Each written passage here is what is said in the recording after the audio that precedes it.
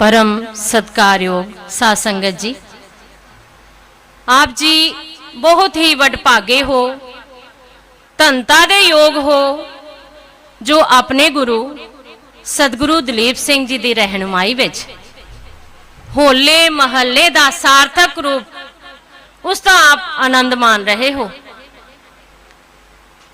जो इस कलयुग के समय विच आम मिलना बहुत औखा है।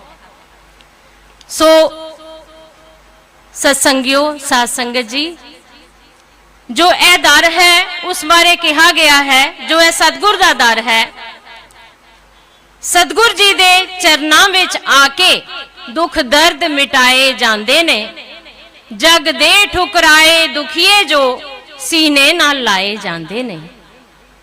आओ सब दुनिया दे लोको इस दर ते सीस झुकावन लई, आओ सब दुनिया दे लोको इस दर ते सीस झुकावन लई। इत्थे तां जद लोड़ पए तां सिर भेट चढ़ाए जांदे ने। दरबार है एह मस्तानियां दा, दरबार है एह मस्तानियां दा, हर छोटा वड्डा दीवाना है। भर भर के जाम नाम बाणी दे, इत्थे सबनों पिलाए जांदे ने, इत्थे सबनों पिलाए जांदे ने। सो सत्संगियो, बस ऐसा ही जाम मेरे शहनशाह साहिबे कमाल विद्यादाते सतगुरु गोबिंद सिंह जी ने पिलाया सी अपने सिखां नूं। बस फिर की सी, कायाकल्प हो गई, उन्हां दी आत्मा जागृत हो गई। सतगुर जी ने दबे कुचले लोकां नूं, दबी कुचली मनुखता नूं आत्मिक बल दे के शस्त्रधारी बनाया, सूरबीर योद्धे बनाया।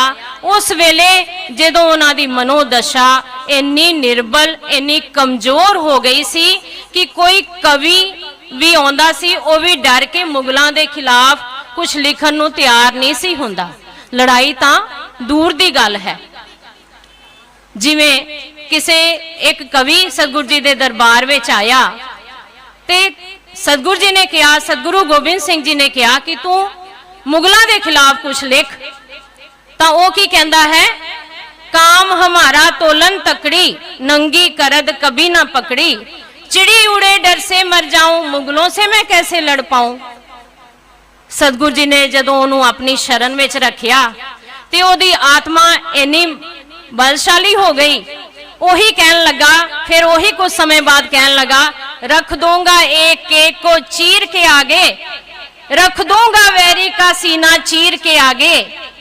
लोग झुकते हैं तकदीर के आगे, अब झुकेंगे मेरी शमशीर के आगे। सो ऐसा मनोबल सतगुरु जी ने भरिया और उन्होंने आत्मक बल दे के जिहड़ी मनुखता सी उहदे अंदर सूरबीरता भरी, उन्होंने शस्त्रधारी बनाया।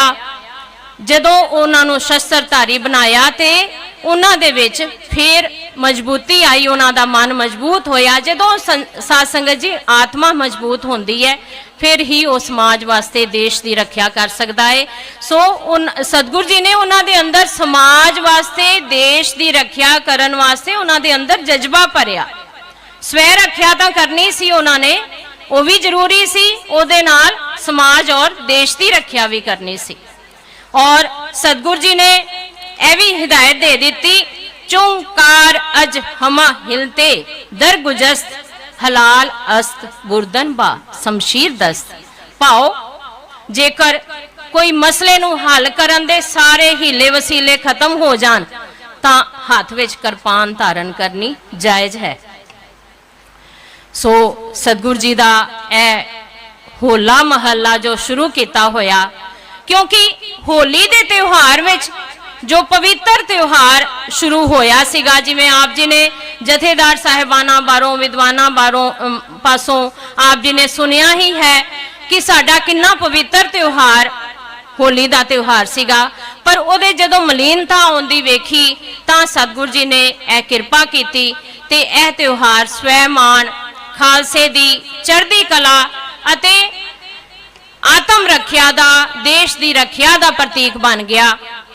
सो आने वाले समय विच जदों अंग्रेजी शासन भारत अते पंजाब विच पूरी तरह छा चुकिया सी, ਜਦੋਂ ਲੋਕ ਆਪਣੀ ਰਹੁ ਰੀਤਾਂ ਭੁੱਲ ਕੇ ਕੁਕਰਮਾਂ ਦੀ ਦਲਦਲ ਵਿੱਚ ਫਸ ਰਹੇ ਸੀ, ਉਦੋਂ ਨਾਮਧਾਰੀ ਪੰਥ ਦੇ ਰਹਿਬਰ, ਨਾਮਧਾਰੀ ਪੰਥ ਦੇ ਬਾਨੀ ਸਤਿਗੁਰੂ ਰਾਮ ਸਿੰਘ ਜੀ ਨੇ ਕਿਰਪਾ ਕੀਤੀ। ਉਹਨਾਂ ਨੇ ਸਭ ਤੋਂ ਪਹਿਲਾਂ ਸਤਿਗੁਰੂ ਗੋਬਿੰਦ ਸਿੰਘ ਜੀ ਦੀ ਮਰਿਆਦਾ ਦਾ ਪੁਨਰਗਠਨ ਕੀਤਾ ਅਤੇ ਉਸ ਮਰਿਆਦਾ ਦਾ ਪ੍ਰਚਾਰ ਪ੍ਰਸਾਰ ਕਰਕੇ ਫਿਰ ਤੋਂ ਹੋਲੇ ਮਹੱਲੇ ਦੀ ਜੋ ਪਰੰਪਰਾ ਹੈ ਉਹ ਕਾਇਮ ਕੀਤੀ।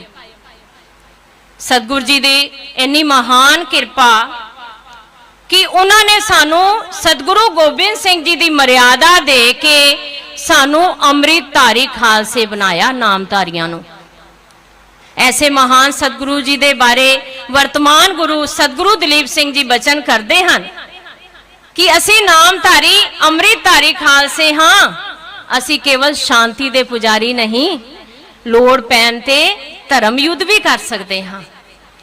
सो सतगुरु राम सिंह जी ने उन्हां कठिन परिस्थितियों में जदों बहुत सारिया पाबंदियां लगियां हुई सन अंग्रेजों वालों 1863 ईस्वी के दौरान जो अंग्रेजी सरकार वालों जूबंदी दियां पाबंदियां लगियां हुई सन, उन्होंने तोड़ के सन 1867 ईस्वी का होला महला मनाने वास्ते सतगुरु राम सिंह जी ने श्री आनंदपुर साहिब वाल कूच किया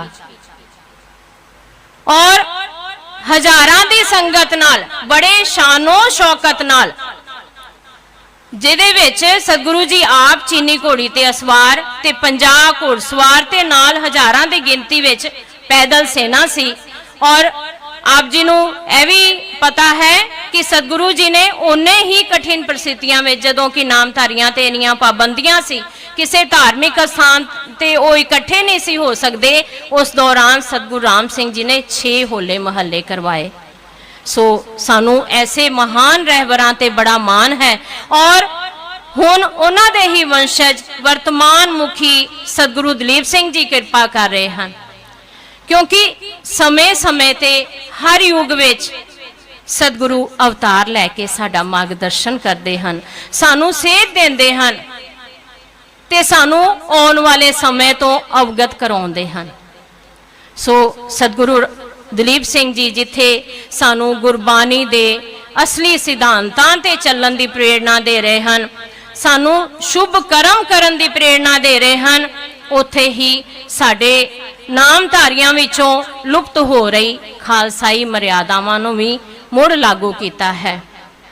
जिवें सत श्री अकाल दे नाल गुरु फतेह बुलाउण दी सांझ, चिट्टे निशान साहब दे नाल केसरी निशान साहब चलाउण दी जो आज्ञा है वो भी उन्होंने दी है और आप हर एक कामां में शमूलियत करके अपने कर कमलों नाल कृपा की है।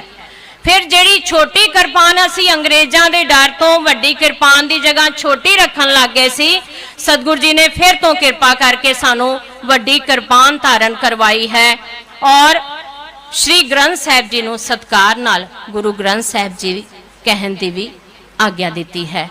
सो यह भाईचारक सांझ है जो सतगुरु जी सिखाउंदे हन सानू, वो भावें एकता दे उपराले किसी तरह नाल भी होण, गुरु नानक नाम लेवा होवे, भावें हिंदू सिख एकता दे उपराले होण, ऐसे रहबर सानू जिथे साडी सोच नूं विकसित करते हैं उत्थे ही सानू समाज दे पद्धर ते पंथ दे पद्धर ते सानू एक भाईचारक सांझ दे पद्धर ते भी लिया के खड़ा करते हैं। सो ऐसे महान रहबरां दी बहुत महान देन है जो समय समय ते साडे ते कृपा करते हैं और सतगुरु जी दी सतगुरु दलीप सिंह जी दी ऐसी विशाल सोच है, वो कहते हैं 2.5 जिलियां दा खालसा राज नहीं, सारियां नाल प्रेम करो और पूरे संसार ते सतगुरु नानक देव जी दा सतगुरु गोबिंद सिंह जी दा खालसा राज होना चाहिए है, जिस विच ऐसा खालसा ऐसा खालस भाव निर्मल राज जिथे सारे सुखी अते शांतिपूर्वक जीवन बतीत कर सकन। आप जी देख रहे हो सतगुरु जी दी जो रंग बिरंगी फुलवाड़ी है इत्थे विराजमान है, मैं सारिਆਂ ਨੂੰ नमन करती हाँ। सो सतगुरु जी बड़ी किरपा कर रहे हैं, सानू मौके मुताबक किस तरह जीना है, किस तरह रहना है, किस तरह असी परिवार विच विचरना है, किस तरह समाज विच विचरना है, किस तरह अपने देश वास्ते अपने कर्तव्य निभाने हैं, सारी जात सानू सिखा रहे हैं। और आप सब अखीर विच मैं बेनती करना चाहती हाँ कि आप सब देखो होले महल्ले दे समागम में सारी साध संगत इत्थे हाजरियां भर रहे हो, ते असी यह भी सोच के जाइए कि साडा इत्थे आउण दा लाभ की है, साडा इत्थे आउणा किवें सफल होएगा। ते मैं आप जी नूं सतगुरु जी दे ही बचन याद करवा देनी हाँ, जो सतगुरु जी हमेशा बचन करते हैं कि साध संगत जी जेकर तुसी होले महल्ले ते आउंदे हो, मेले ते आउंदे हो, तां हत्थी सेवा करो ते बचन घट करके नाम सिमरन करो, ते कन्ना नाल हरजस श्रवण करो, कथा कीर्तन श्रवण करो, ते जड़ियां साडियां अखां ने ਉਹਦੇ ਨਾਲ ਸਾਧ ਸੰਗਤ ਦੇ ਵਿੱਚੋਂ ਸਤਿਗੁਰੂ ਰੂਪ ਦੇ ਦਰਸ਼ਨ ਕਰੋ। ਸੋ ਸਾਧ ਸੰਗਤ ਜੀ ਅਸੀਂ ਸਤਿਗੁਰੂ ਜੀ ਦੇ ਸ਼ੁਭ ਪ੍ਰਵਚਨ ਵੀ ਸੁਣ ਰਹੇ ਸੀ, ਅੱਗੇ ਵੀ ਤੁਹਾਡੇ ਕੋਲ ਬੜਾ ਇੱਥੇ ਅਥਾਹ ਗਿਆਨ ਦਾ ਸਾਗਰ ਤੁਹਾਨੂੰ ਹੋਰ ਮਿਲਣ ਵਾਲਾ ਹੈ। ਇੱਥੇ ਆਪ ਜੀ ਭੰਡਾਰੇ ਭਰ ਕੇ ਲੈ ਕੇ ਜਾਓ ਤੇ ਇਹ ਸਾਰੀਆਂ बेनतियां वाल ध्यान दिओ। जो सच्चे पातशाह प्रवचन करते हैं, उपदेश करते हैं, उन्होंने अपने जीवन में धारण करिए तां जो साडा जीवन सुखाला हो सके ते असी इत्थे आउण दा ते लाभ प्राप्त कर ही सकीए, नाल ही इस जीवन का भी लाभ प्राप्त कर सकीए। ते बहुत बहुत आप जी का धन्यवाद और मैं अपनी गलतियां लेखी मा चाहती हाँ। सत श्री अकाल।